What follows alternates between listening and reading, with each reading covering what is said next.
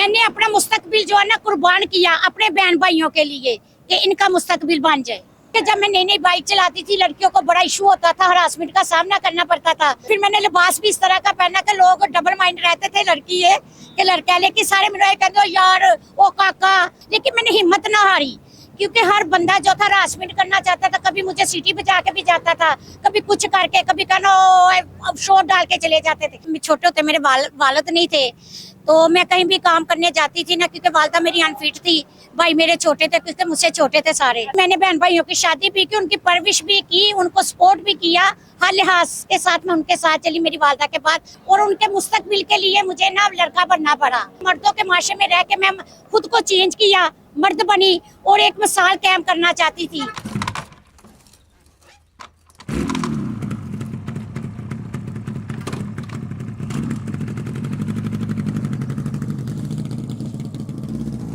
अस्सलामुअलैकुम नाज़रीन, onyx news के साथ मैं हूँ आपकी मेज़बान चंदा बुखारी। नाज़रीन, आज आपकी मुलाकात करवाने जा रही हूँ हिम्मत और अज़मत की एक ऐसी मिसाल, एक ऐसी खातून जो कि मर्दों के मुआशरे में सारा दिन रोड पे बाइक चलाती हैं और अपना रिज़्क़ हलाल कमाती हैं।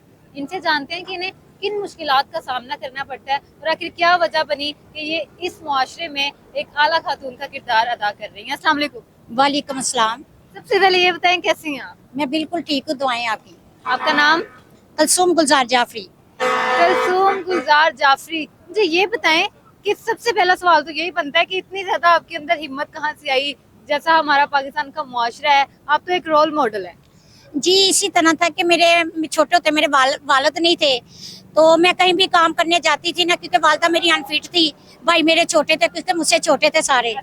तो उनको पालने के लिए, फिर उनको करने के लिए मैं मेहनत पहले करती थी, डिंगी किया, उसमें भी पैसे नहीं इतने कम मिलते थे। कहीं मेहनत करती थी तो उजरत उतनी ज्यादा नहीं मिलती थी जितना मेरा काम होता था 5 बजे तक। फिर मैं अपनी वालदा को भी अनफिट थी, उन्हें भी संभालना था। सबसे बड़ी थी आप? जी मैं बड़ी थी। तो एक बहन बड़ी थी लेकिन वो ना बाहर नहीं आती जाती थी क्योंकि मैं थोड़ा सा पढ़ी हुई थी मिडिल क्लास तक, तो कुछ लोगों को समझती थी।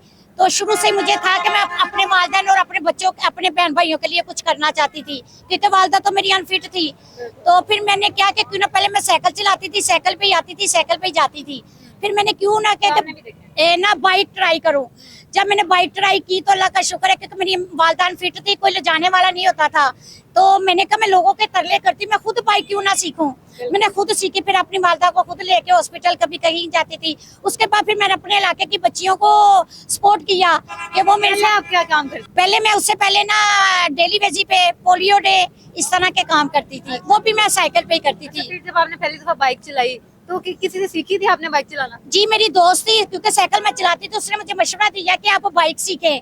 तो उसकी बाइक थी, वो मुझे रोजाना दे देती थी कि ये चलाए। लेकिन मैं रोजाना थोड़ी थोड़ी थोड़ी करके ना साइकिल आती थी, तो तजर्बा था मेरा थोड़ा सा। तो अल्लाह का शुक्र है कि मुझे ना फिर आ गई जांच। तो पहली दफा किसको बिठाया आपने? पहले सबसे पहले मैंने अपनी दोस्त उसी को उठाया था जिसने मुझे सपोर्ट किया था मेरी बाइक के लिए। ठीक हो गया। तो घर में आपको किसी ने बोला नहीं? अक्सर होता है ना रिश्तेदार या मोहल्लेदार बातें कर रहे भी लड़की बाइक चला रही है। जी बेटा बिल्कुल, ये तो पहले बातें होती है कि बोलते सब थे, लेकिन मेरी अम्मी की बड़ी सपोर्ट थी। वो मेरी अम्मी मुझे बड़ा सपोर्ट करती थी कि मेरा ये बेटा मेरी बेटी नहीं है।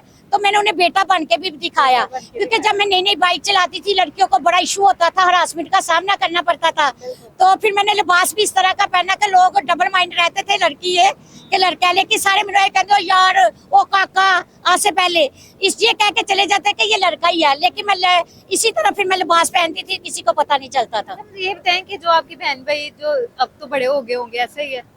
जी माशाल्लाह वो अपने घरों में है, उनकी बच्चियां भी अब जवान है, अल्लाह का शुक्र है। उनकी शादी जो है आपने की है? जी मैंने बहन भाइयों की शादी भी की, उनकी परवरिश भी की, उनको सपोर्ट भी किया, हर लिहाज के साथ मैं उनके साथ चली मेरी वालदा के बाद। तो अब वो आपको देखते होंगे तो क्या उनका इम्प्रेशन क्या होता है उनका? वो बड़ा मसलन खुश होती हैं और अल्लाह का शुक्र अदा करती है कि अल्लाह तेरा लाख लाख शुक्र है, हमारी बहन की मेहनत जो वो रंग लेके आई है। मुझे ये बताएं कि पाकिस्तान में आपको पता है हालात कैसे हैं? रोड पे जो है वो लड़की जा रही हो, गाड़ी भी चला रही हो ना, तो लोग उसको बड़ा देखते हैं घूर घूर के। तो आप तो बाइक चलाती हैं, तो किस तरह से सारा दिन गुजरता है? बेटा ये तो मैंने पहले भी बताया था एक इंटरव्यू में कि ये तो साथ साथ चलता है, लेकिन मैंने हिम्मत ना हारी क्योंकि हर बंदा जो था हरासमेंट करना चाहता था, कभी मुझे सीटी बजा के भी जाता था, कभी कुछ करके, कभी कहना अब शोर डाल के चले जाते थे। लेकिन मैंने हिम्मत ना हारी, मैं कि मेरी हिम्मत जो है ना, आने वाली बच्चियों में हिम्मत ये पैदा होगी, मेरी तरफ देख उन्हें भी हिम्मत पैदा होगी। अगर मैं ही बैठ जाती ना तो वो भी उन्हें, उनके जो मिशन थे मेरी दोस्तों के, आज अल्लाह का शुक्र है वो भी मेरे साथ बाइक चला रही है, मेरी दोस्त है मिलके।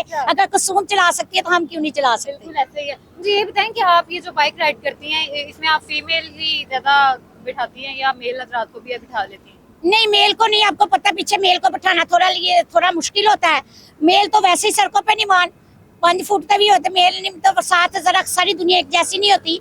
हाँ, कोई बुजुर्ग लोग होते हैं, जिस तरह बहुत सारे बुजुर्ग लोग हैं ना, तो कोई लिफ्ट भी मांगे तो जहाँ हो तो फिर मैं उन्हें छोड़ देती हूँ, अदरवाइज लड़कों को नहीं। क्योंकि मैं सब बहन भाइयों से जरा बड़ी थी और उनके मुस्तकबिल के लिए मुझे ना लड़का बनना पड़ा।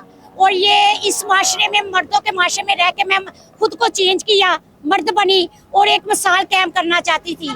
क्योंकि मैं चाहती थी कि मेरे बहन भाइयों का मुस्तकबिल मेरे साथ है और मैं अपने इस माशरे में रहते हुए भी ना, मैं मर्दों जैसा लिबास पहना, मर्दों जैसा ना किरदार अदा किया और उनका मुस्तकबिल बेहतर करने के लिए मैंने अपना मुस्तकबिल जो है ना कुर्बान किया अपने बहन भाइयों के लिए, कि इनका मुस्तकबिल बन जाए।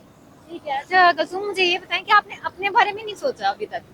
नहीं, क्योंकि मैं वही मेरा उनसे लगाव भी बहुत था।